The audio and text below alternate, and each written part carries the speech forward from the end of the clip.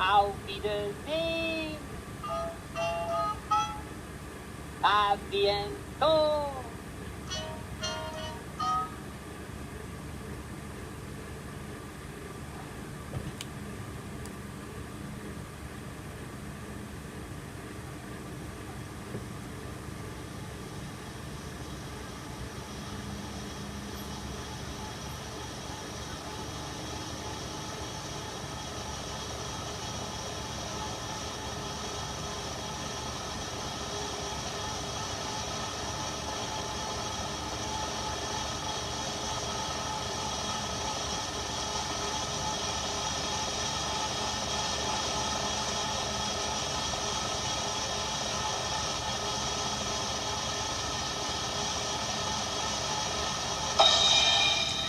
This is the final shot from 1972's Cabaret, and in my opinion, the most haunting of all time.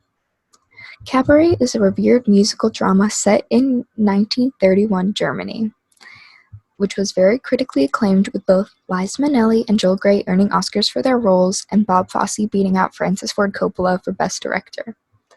As the audience probably expects, 1931 Germany wasn't that fun of a place to live, with many who were different escaping and hiding in the Kit Kat Club, a well-established cabaret. Cabaret, the title song and the most recognizable, is Dark itself, a song about Sally's acceptance of an early death rather than a celebration.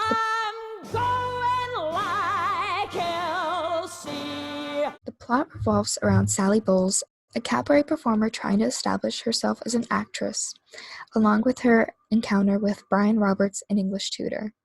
The film itself is constructed in a juxtaposition between the story along with performances and songs of the cabaret. We see the glamour and riches with Brian and Sally and inside the Kit Kat Club juxtaposed with the stark, unsettling nature of the world outside. The most menacing MC guides us through the Kit Kat Club while the story unfolds.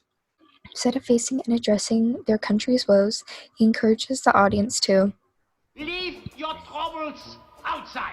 So, life is disappointing. Forget it.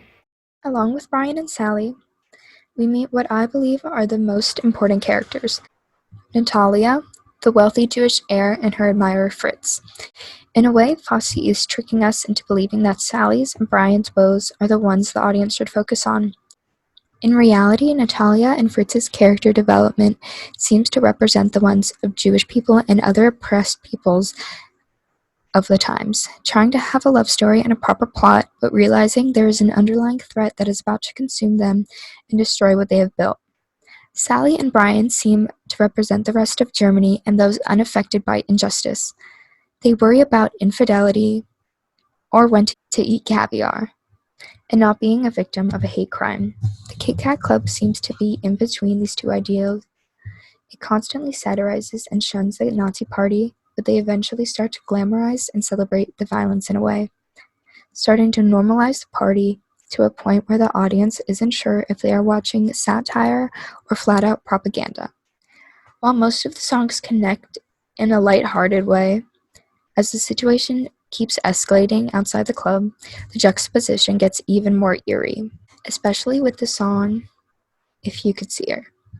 This is a song seemingly about a man falling in love with a gorilla, until the last line. But if you could see her through my eyes, she wouldn't look Jewish at all.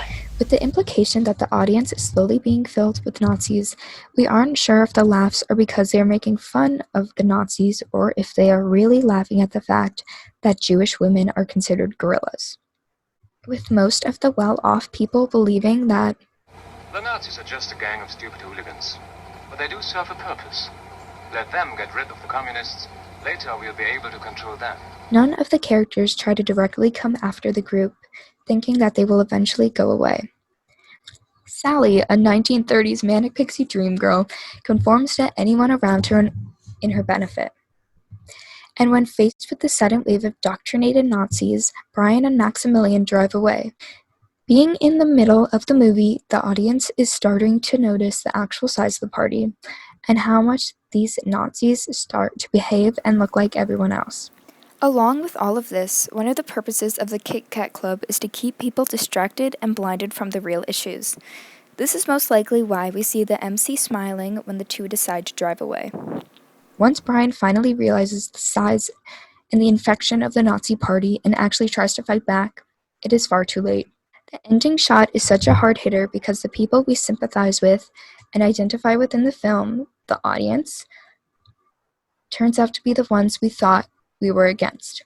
If we just sit back and enjoy the show, and do nothing when faced with injustice, we are just as bad as the Nazi that sits next to us. We are complicit to the crimes, and our silence is our weapon. In a crowd, we are anonymous, but once the mirror is put on us, we must see and assess the person we truly are.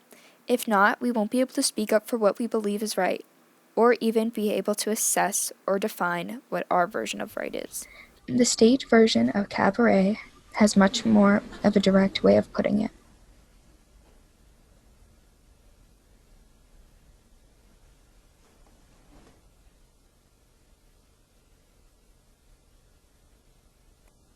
Auf Wiedersehen.